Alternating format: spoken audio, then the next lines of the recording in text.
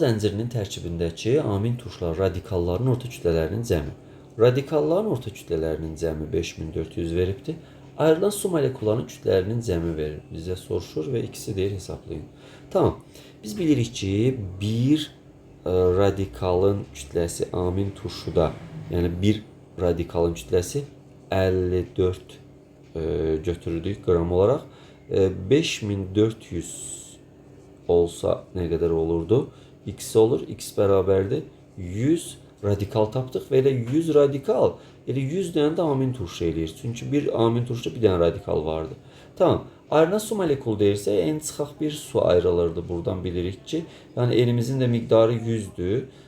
Burada da 100'dən birini çıxsaq qalacaq 99 və bizdən bu suyun kütləsini soruşurdu. Suyun kütləsi də 18'dir də. 18'ə vursaq qrama bərabərdir 99. Yəni 100'ü vurursaq 18'i sonra birini də çıxa bilərik test tapmaq üçün 1782 almış olarıq.